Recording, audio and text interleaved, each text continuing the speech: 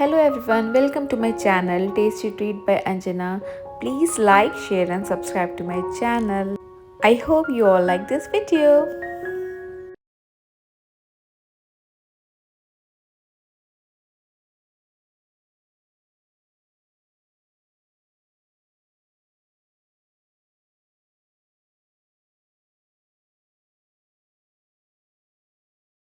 Hello everyone, good evening. It's new day and new vlog. Welcome to my channel.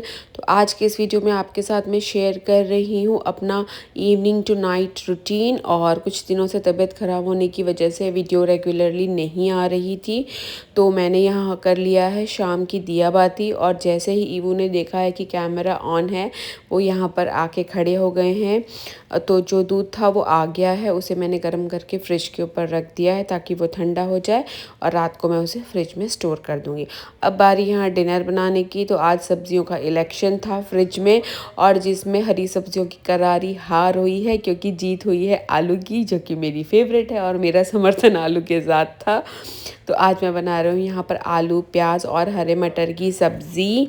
तो यहाँ पर मैं बना रही हूँ अपने बचपन की सब्ज़ी। बचपन की मतलब जब हम छोटे थे ना, तो हम कोई ग्रीन वेजिटेबल्स नहीं खाते थे, कोई मसाला नहीं खाते थे। तो मेरी मम्मी क्या करती थी, ऐसे बस जीरे का तड़का देके नमक, हल्दी, धनिया पाउडर डाल के ना एकदम बिल्कुल पतला पानी जैसा, ग्रेवी नहीं बोल सकते आप उसको, पानी बोल सकते हैं। और उसके अंदर आलू या सोयाबीन ऐसा कुछ डाल देती थी। तो मुझे याद, और वो इतना टेस्टी लगता था ना। उसके अंदर मतलब कोई मसाला नहीं होता था, लेकिन वो जो टेस्ट होता है ना मम्मी के हाथों का, वो इतना अच्छा लगता है। तो लास्ट ईयर क्या हुआ था, मैं ना भूल गई थी उस सब्ज़ी को। लेकिन लास्ट ईयर क्या हुआ था, किसी दिन मेरे पास कुछ था नहीं, तो मुझे बस याद आ गया मम्मी का। तो मैंने वो बनाया और मैंने अपनी बेटी से पूछा कि कैसा लग रहा है। तो उसने कहा मम्मा इतना पानी क्यों है ये। तो मैंने कहा ये मेरे बचपन की सब्ज़ी है। तो उसने कहा बहुत टेस्टी है, और अब वो उसकी भी फेवरेट हो चुकी है। और उसने पूछा इस रेसिपी का नाम क्या है, तो मैंने कहा मेरे बचपन की सब्ज़ी। तो अब यही नाम है। और डोलू भी कहती है कि मम्मी वही बनाओ ना, अपने बचपन की सब्ज़ी। तो आज मैं वही बना रही हूँ, बिल्कुल सिंपल सा तड़का, बिल्कुल कम मसालों के साथ। आलू, थोड़ा सा प्याज और मटर एक्स्ट्रा रखे हुए थे, तो मटर भी ऐड कर दिया था मैंने।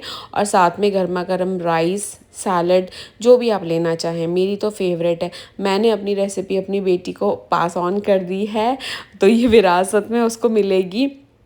और डिनर बनाने के साथ साथ मैं दोनों बच्चों को पढ़ा भी रही थी। तो दोनों बार बार बीच में आके मुझसे पूछ रहे थे मम्मा ये कैसे करना है, ये कैसे करना है। और यहाँ पर सिंक में पड़े हैं चाय नाश्ते के बर्तन, जिन्हें मैं सब खाना रखने के बाद, मतलब पकने के लिए रख दूँगी। उसके बाद मैं उसे क्लीन करूँगी। और मुझे ऐसा लगता है ना कि सेम ही रेसिपी हर इंसान के हाथों से अलग टेस्ट करती है। क्योंकि मैंने देखा एक ही किचन में अगर 3 लेडीज़ हैं ना, या 3 खाना बनाने वाले लोग हैं, तो सेम इंग्रेडिएंट के साथ सेम सब्ज़ी अगर वो लोग बनाएंगे तो उस चीज़ का टेस्ट अलग आएगा। मुझे लगता है सारा स्वाद ना हाथों का है, या आप किस मन से बना रहे हैं किस विचार से खाना बना रहे हैं, कितने प्यार से बना रहे हैं, तो वो डिपेंड करता है। तो मैं बहुत कोशिश करती हूँ अपनी मम्मी को कॉपी करने की, लेकिन फ़ेल। मम्मी के हाथ का टेस्ट कभी भी इस खाने में नहीं आता है। मैं बहुत मिस करती हूँ मम्मी के। और मम्मी की सारी रेसिपीज़ हैं जिनको मैंने अपने टेस्ट के अकॉर्डिंग मॉडिफाई किया है, वो मैं पास ऑन करने की कोशिश करती हूँ। तो यहाँ पर सब्ज़ी मेरी मैंने बनने को रख दी है। साथ में मैं स्टीम राइस बनाऊँगी। शाम को मैं मोस्टली राइस ही खाती हूँ, 99% टाइम मैं राइस ही खा रही होती हूँ। दाल राइस, कढ़ी राइस, कोई भी ग्रेवी वाली सब्ज़ी की राइस, या फिर खिचड़ी, किसी भी टाइप की खिचड़ी, मतलब कुछ भी उसमें काबुली चना डाला हो, ब्लैक चना डाला हो, मसूर दाल की खिचड़ी, मतलब वैरायटी ऑफ पुलाव्स एंड खिचड़ी, बिरयानी, मैं ऐसी कुछ खा रही होती हूँ। मुझे रात को रोटी खाना पसंद नहीं है। रोटी हम लेते हैं लंच में।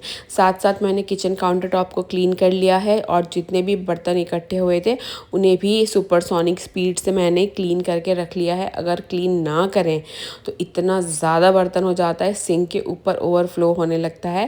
तो आप देख ही रहे हैं मेरी स्पीड। तो स्पीड से मैंने अपना काम ख़त्म किया, डिनर भी बन गया। और अब मुझे कल मॉर्निंग के टिफ़िन की तैयारी भी करनी थी। तो डोलू पूछ रही थी कि मम्मा क्या दोगी, तो मुझे याद आया कि दही भी बनाना रखना है। तो मुझे दही से याद है कि मैं इंस्टेंट इडली बना लूँगी। तो मैं तड़के वाली इडली बनाऊंगी। तो जितनी दही बची थी उसमें मैंने सूजी को भिगो के थोड़ा पानी के साथ रख दिया था और दही भी बनने मैंने रख दी थी, यहाँ पर आप देख सकते हो। और यहाँ पर मैं कर रही हूँ मॉर्निंग में चटनी की तैयारी। तो 2 हरी मिर्चों के साथ मैंने रोस्टेड पीनट जिनके छिलके निकाल के मैं इस तरीके से रख लेती हूँ, ½ kg में रख लेती हूँ तो मेरा काम चल जाता है। और ये थे रोस्टेड बंगाल ग्राम यानी भुना हुआ चना। और मुझे ऐसा लगा ना जार छोटा पड़ेगा मुझे मॉर्निंग में, क्योंकि इसमें पानी ऐड करूँगी, तो मैंने जार को शिफ्ट कर दिया। सॉल्ट डाल के इस तरीके से मैं काउंटर टॉप पे ही छोड़ देती हूँ, तो मॉर्निंग में ना मेरा काम काफ़ी आसान हो जाता है। और मैं यहाँ पर बना रही थी तड़के वाली इडली। तो तड़के वाली इडली में क्या होता है कि सूजी को पहले भुनना होता है, रोस्ट करना होता है, पर मेरा मन नहीं कर रहा था करने का, तो मैंने क्या किया, ऐसे ही भिगो दिया। इसकी ना डिटेल रेसिपी मेरा चैनल पे है ऑलरेडी, अगर आपको इंस्टेंट इडली की रेसिपी चाहिए तो। बट यहाँ मैं शॉर्टकट यूज़ कर रही थी। तो मैंने थोड़े से काजू थे जिसको मैंने 2 हाफ्स में स्प्लिट कर लिया था, थोड़े पीनट्स थे, तो यहाँ पे सारी चीज़ें इकट्ठा कर दी थी। इसमें था काजू और पीनट, चना दाल था और तड़के के लिए लाल वाली मिर्चें थी और चटनी का। इस तरीके से मैं इसको रात को ढक दूँगी, इस तरीके से नहीं रखने वाली हूँ।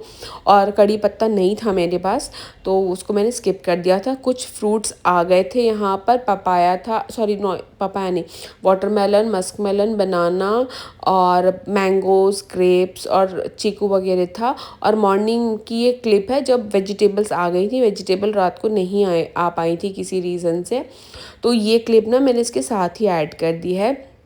तो यहाँ पर एक और वाटरमेलन था, कैप्सिकम था ग्रीन वाली, और ये है चीकू का डब्बा, और साथ में थी यहाँ पर कैरेट्स, और उसके बाद थी मूली, और उसके बाद थे यहाँ पे बड़े वो भरते वाले बैंगन, और साथ ही में था यहाँ पर टिंडोरा बोलते हैं हमारे यहाँ, इसके 2 पैक्स थे। साथ में था लेमन, और इसके बाद था यहाँ पर 3 पाउचेस थे यहाँ पर गार्लिक के, अच्छे थे ये गार्लिक अभी। और साथ में था यहाँ पर एक और ये जो पैकेट मैं आपको बता रही थी, और साथ में था यहाँ पर परवल का एक पैकेट, और साथ में था धनिए का एक बंडल जो मुझे क्लीन करना था। और उस बड़े वाले बैग में ना 5 किलो का वो पैक था, क्या बोलते हैं उसको, प्याज था, और एक बंच पालक था, और एक फूल गोभी थी। इतनी चीज़ें थी जिन्हें मैंने बाद में क्लीन कर लिया था। हेलो, रात का टाइम है, almost 8:30, dinner done, kitchen cleaning वगैरह सब कुछ डन। मैं आपको दिखा देती हूँ। और किचन मेरी क्लीन है, बर्तन क्लीन है, ये कल मॉर्निंग की टिफ़िन की तैयारी है। सिंकन ग्रेप्स को मैंने सोडा में सोक कर दिया है, मैं 15-20 मिनट के लिए इसे सोक करूँगी और इसके बाद इसको कपड़े में ड्राई कर दूँगी। और ये है मेरा फैन जो काफ़ी हेल्प कर रहा है, गर्म हवा आ रही है लेकिन काफ़ी हेल्प कर रहा है अभी। तो किचन क्लोज। और ये कुछ फ्रूट्स थे जो मैंने अभी आपको दिखाए थे, इन्हें मैंने वॉश करके यहाँ पर सेंटर टेबल पे ड्राई कर दिया है। और मतलब सोने के टाइम पर लगभग 1-8 घंटे बाद मैं इन्हें फ्रिज में स्टोर कर दूँगी। और रात को जो वाटरमेलन आया था वो येलो वाला था, ये हमारे घर फर्स्ट टाइम आया था, और ये बहुत ही ज़्यादा टेस्टी, कुछ ज़्यादा ही मीठा ऐसा लग रहा था, हम कोई मिठाई खा रहे हैं। थोड़ा सा फर्म था, मतलब बिल्कुल सॉगी सॉगी सा नहीं था, बहुत ही क्रंची क्रिस्पी था। और ये कट करने के बाद ये स्माइली शेप का कुछ दिख रहा था, मतलब सबको पसंद आया। मोस्टली रात को फ्रूट्स नहीं खाने चाहिए, हम भी अवॉइड करते हैं, लेकिन जस्ट फॉर चेक, हस्बैंड ये फर्स्ट टाइम लाए थे तो उन्होंने चेक किया और हम सब ने खाया, और ये काफ़ी मीठा और जूसी था और सबको बहुत ही पसंद आया। और नेक्स्ट डे तक ना काफ़ी बड़ा था ये वाटरमेलन और ख़त्म हो गया था। और यहाँ पर मैं आपको दिखा रही थी अपनी ईयररिंग जो सी शेल वाली थी, इसके अंदर पर्ल जैसा था, बहुत ही ब्यूटीफुल सा था ये। और डोलू आ रही है और उसने कहा मम्मा आप एक बार टेस्ट करके देखो कैसा लग रहा है। यहाँ पर मैं आपके साथ शेयर कर रही हूँ रेसिपी जो मैंने किसी और दिन बनाई थी लेकिन इस वीडियो में मैंने ऐड कर दी है। ये है लाल साग, चौलाई का साग, 2 बंडल था। इसके पत्ते मैंने अलग कर लिए थे, वॉश कर लिया था, क्लीन कर लिया था, प्रेशर कुकर में ले लिया था। एक ग्रेटेड कैरेट है, ऑरेंज वाली कैरेट थी, मैंने इसको ग्रेट कर लिया था। 2 टमेटोज़, 2 अनियन, अदरक, लहसुन, इन सारी चीज़ों को रफली चॉप करके मैं इसके अंदर ही ऐड कर दूंगी प्रेशर कुकर में। साथ में ही ऐड कर दूंगी मैं यहाँ पर पानी, ताकि अच्छे से इसमें बॉईल आ जाए। और इसके साथ ही में ऐड कर देंगे सॉल्ट। वैसे तो अभी साग का सीज़न नहीं है, लेकिन अभी अवेलेबल था तो हस्बैंड ने ऑर्डर कर दिया था, इसीलिए मैं इसके साथ शेयर कर रही हूँ आपके साथ ये रेसिपी। ऑलरेडी लाल चौलाई की साग की रेसिपी मैं शेयर कर चुकी हूँ, पर इसे मैंने थोड़ा सा अलग तरीके से बनाया था, इसीलिए मैं इसकी रेसिपी भी आपके साथ शेयर कर रही हूँ। प्रेशर कुकर मैंने इसको 12 मिनट्स के लिए स्टीम कर मतलब बॉईल कर लिया था, और अब प्रेशर ठंडा हो चुका है और साग भी बिल्कुल ठंडा हो चुका है। आप चाहे तो उसको जो ट्रेडिशनल मेथड आता है ना, वो जो घोंटते हैं, उससे यूज़ कर सकते हैं, पर मैंने यहाँ पर हैंड ब्लेंडर का यूज़ किया है और इसे अच्छे से मैंने दानेदार इसको घोंट लिया था। साथ में ऐड कर रही हूँ 4 चम्मच मक्की का आटा इसके साथ, जिसको आलन लगाना बोलते हैं। इससे ना साग को थिकनेस मिलेगी, एक बॉडी मिलेगी और बिखरा बिखरा सा नहीं लगेगा। साग को टोटल मैंने और आधे घंटे के लिए इसको लो फ्लेम पर सिमर होने दिया था। साथ में ऐड किया था 2 चम्मच मलाई, जिससे बहुत रिच हो जाएगा। तड़के में मैंने लिया था ऑयल में लिया था जीरा, लहसुन और अदरक को मैंने बारीक वाले ग्रेटर से ग्रेट कर लिया था, और उसके बाद उसमें मैंने तड़के में ऐड कर दिया था हरी मिर्चें और सूखी वाली लाल मिर्च का भी तड़का दिया था मैंने, जैसे, और लो फ्लेम पर पकाया था। तड़का अच्छे से पक जाना चाहिए। जीरा मैंने बाद में ऐड किया था, क्योंकि लहसुन वगैरह पकने में टाइम लगता है, तो जीरा थोड़ा ज़्यादा ही कुक हो जाता है। तो लो फ्लेम पर तड़का बन जाने के बाद मैंने तड़के को साग में ऐड कर दिया था और तड़के के साथ और 10 मिनट के लिए कुक किया था। टोटल साग को मैंने 40 मिनट के लिए लो फ्लेम पर सिमर किया था, और बहुत ही बेहतरीन उम्दा सा साग बन के यहाँ पर रेडी हुआ था। बिल्कुल आप देख सकते हैं कितना क्रीमी और रिच टेक्सचर है इसका, बिल्कुल पानी वगैरह कुछ अलग नहीं है। अब इसके साथ खाने के लिए मैं यहाँ पर बना रही हूँ बहुत ही टेस्टी, सबकी फेवरेट, रेस्टोरेंट में जाके मोस्ट ऑफ द टाइम लोग इसे ऑर्डर करते हैं, ये है मिस्सी रोटी। एक अनियन ले लिया था, एक हरी मिर्च ले ली थी, 2-3 लहसुन, एक छोटा टुकड़ा अदरक और एक हैंडफुल जितना हरा धनिया।